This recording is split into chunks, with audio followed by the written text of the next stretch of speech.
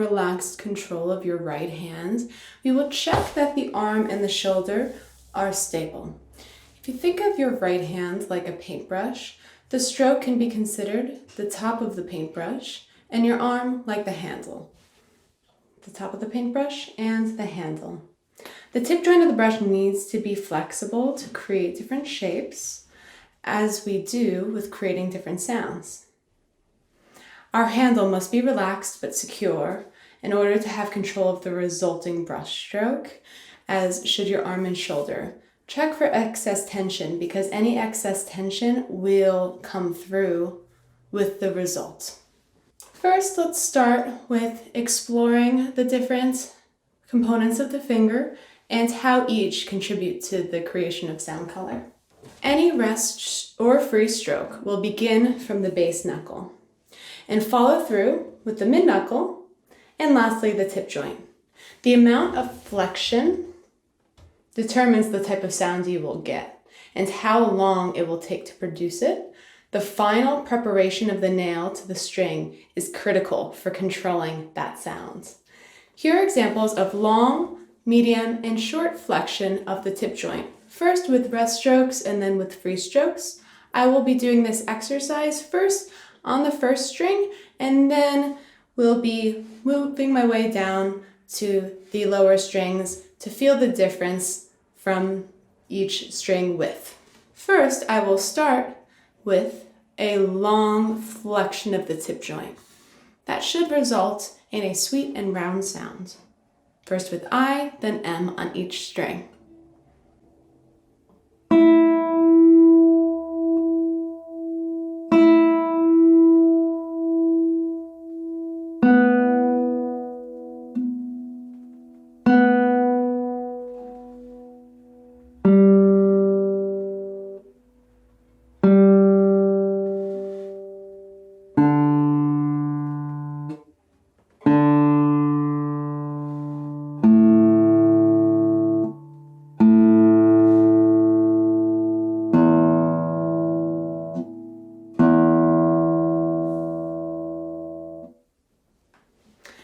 Do that same exercise, but now with a medium flexion, which is what I consider my neutral amount of flexion for my default sounds.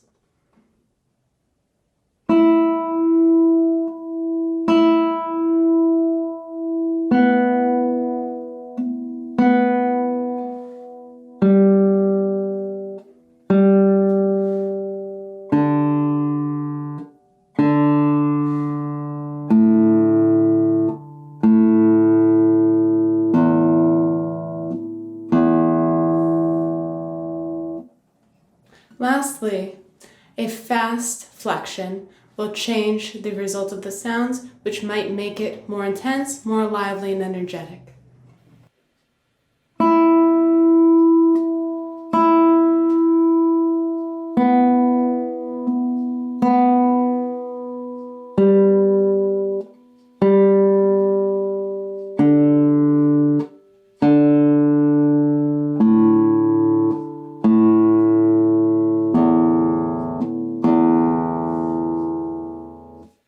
As you can see, it's almost like I can achieve tasto to ponticello sounds without actually changing my right hand position.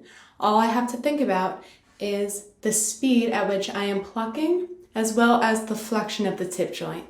I'd like you to go and experiment in the practice room and see how much are your tip joints flexing.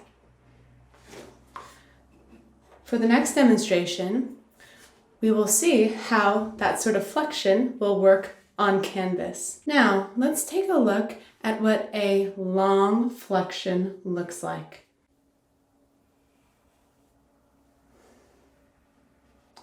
And a medium flexion.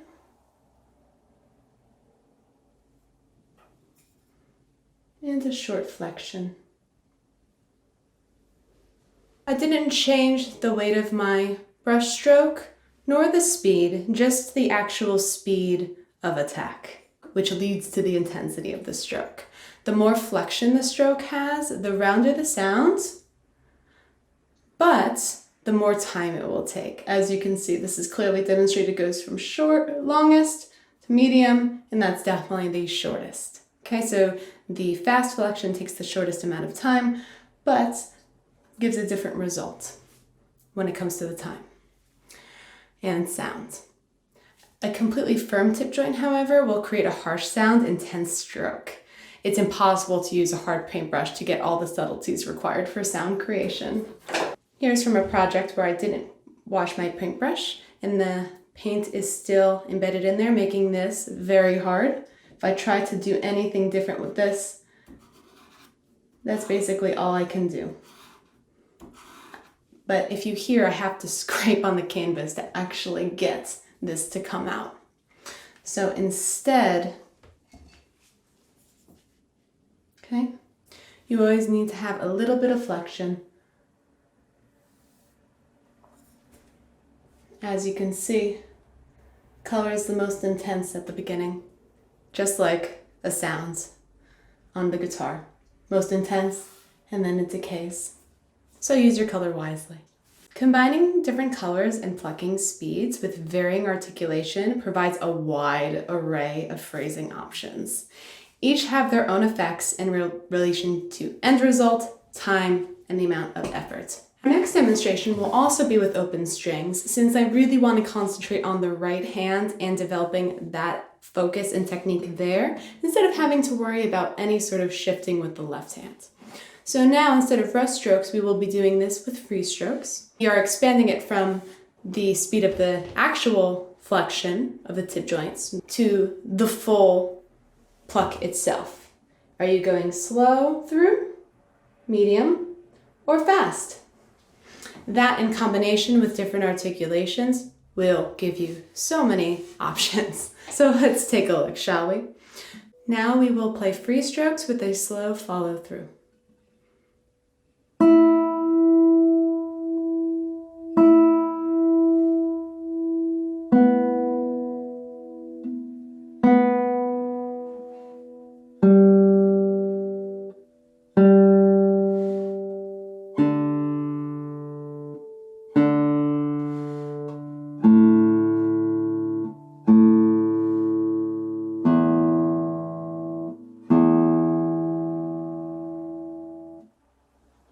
Soft, sweet, gentle sound.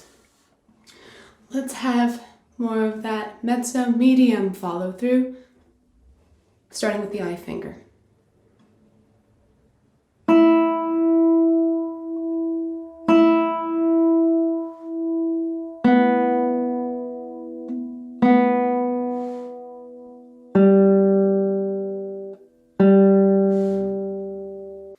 As you can see, the dynamic was increased without me changing the weight of the actual stroke. So changing the speed can excite the string. Last but not least, we will be trying a fast follow through.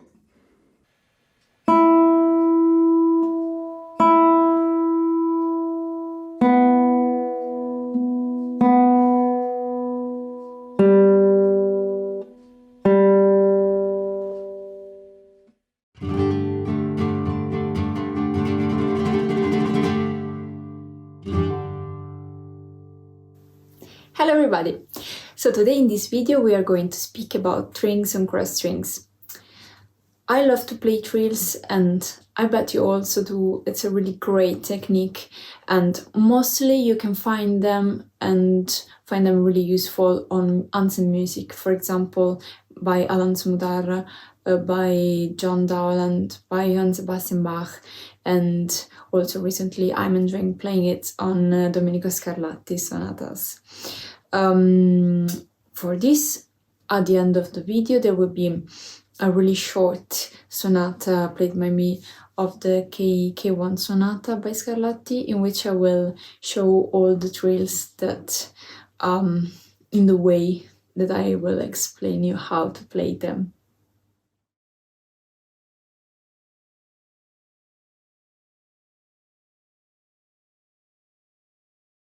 When you want to play trills and you have to decide which one to use.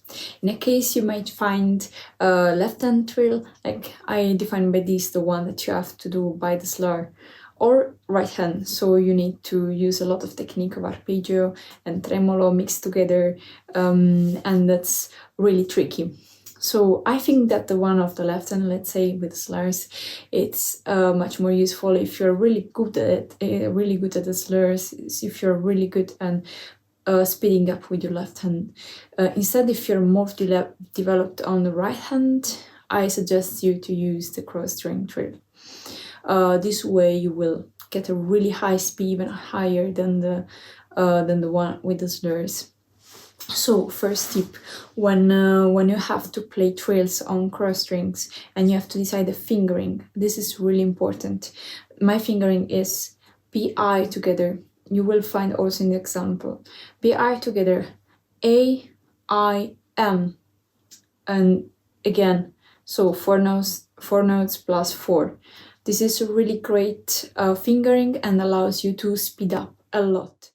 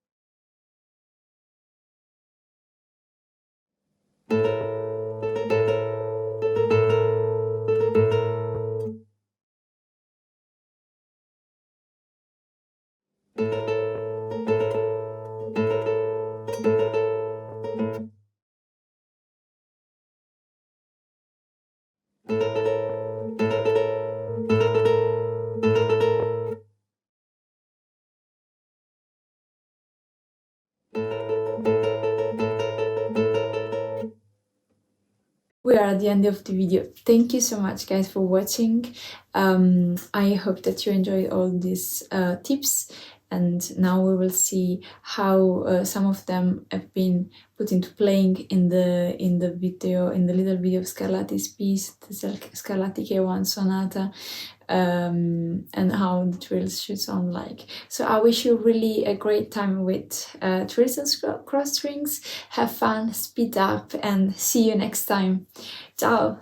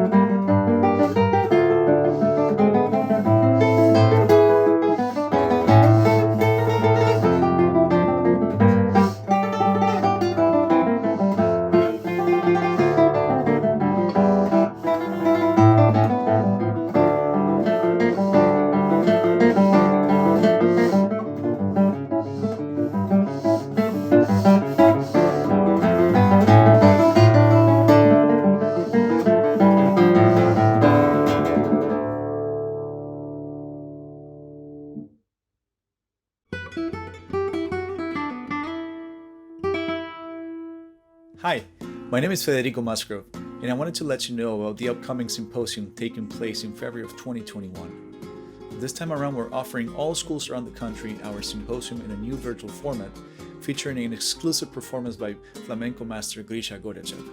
We're also offering technique classes and a composition workshop by Andrea Gonzalez Caballero and our own Ryan Ayers. So check it out, the virtual symposium in 2021 with performances, masterclasses, workshops, ensemble showcase, and more.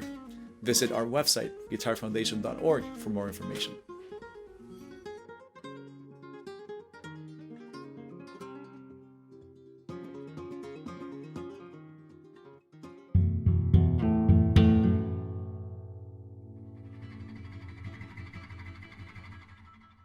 Today we're gonna go over a technique called Picado, and this is one of the most distinguished techniques of flamenco, and it's a technique that so many players have taken under their own liking and their own personality, and have put their own form to it. So this is one of those things where you learn the technique, and then over time it becomes your own, and it really is your own. And one of the best examples of this is a guitarist named Paco de Lucia, and his picado it's rapid, and he reaches velocities that are unheard of, and with precision and direct sound, and he sounds flamenco and all that. So I'm really excited to teach you guys this technique, and yeah, let's get into it. All right, let's begin. So, as usual, guitar on the right leg, elbow to the far right corner of the body, or if you're left-handed, far left. And this is what your hand should vaguely look like. Fingers positioned on the string, and pluck away.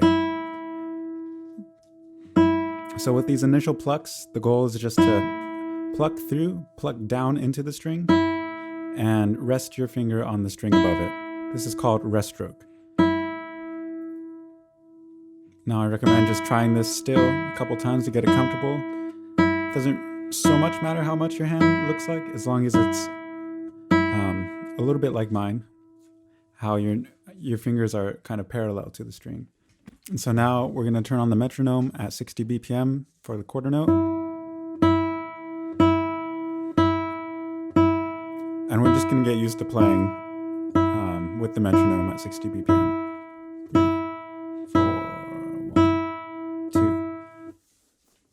And so now we're going to play with all the open strings and kind of just get a feel of how it is.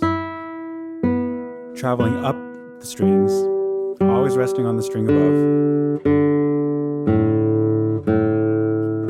And if you notice, my thumb moves up when my fingers are going up. There's nowhere to put my thumb anymore. So it's kind of in the air. And so a goal is to have minimal movement in the right hand, only moving your fingers. And as you can see, everything's pretty stable the more you move. And kind of wherever you're at, you kind of maintain the position, you just raise your arm up.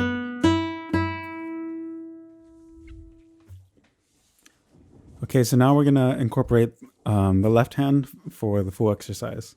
And this is simply just gonna be the first 4 fingers on the first 4 frets. As such. And of course, rest stroke with the right hand.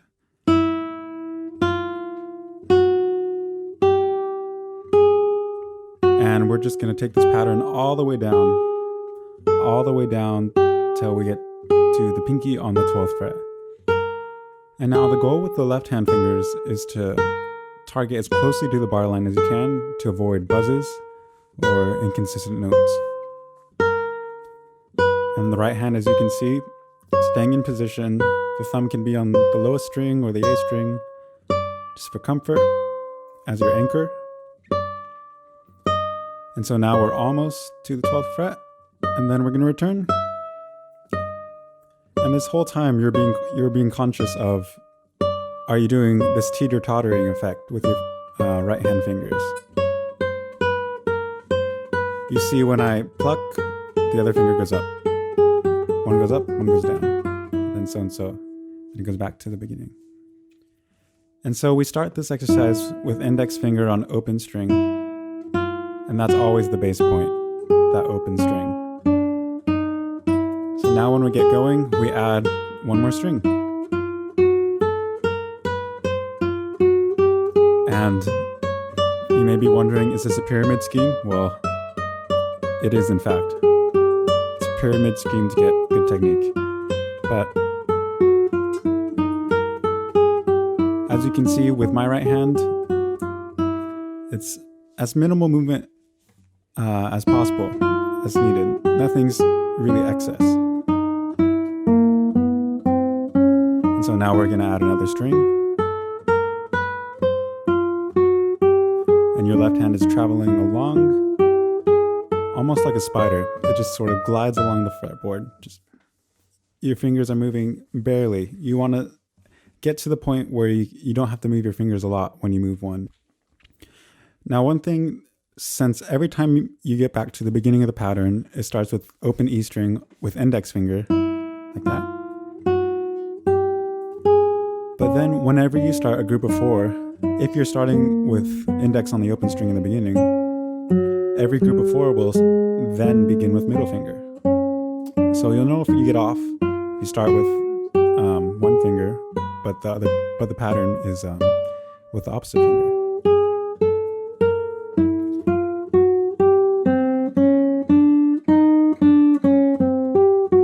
So you can see I'm still using middle finger at the beginning. 1, 2, 3, 4, 1, 2, 3, 4, and so on and so on. And so now I'm just going to show you the rest of the pattern as it goes up. We added 4th string, now 5th string, and then it goes all the way to 12. Then back to the beginning. Now we go and add 6th. And then 6th, like 4th string, goes past the 12th fret. And so hopefully by now, after kind of fiddling with this, it's becoming a little more comfortable. And of course, this whole exercise is meant to be practiced very slow at first. 60 BPM for the quarter note or less. I would even argue for 50 BPM. And there you have it. There's Picado. You may have to slow down back with the YouTube setting, but I trust that you'll be able to learn it. And if anything, just be as relaxed as possible. And remember, it's not going to work on the first try, but perhaps the second, maybe the third, maybe the 10th try. But you'll get it.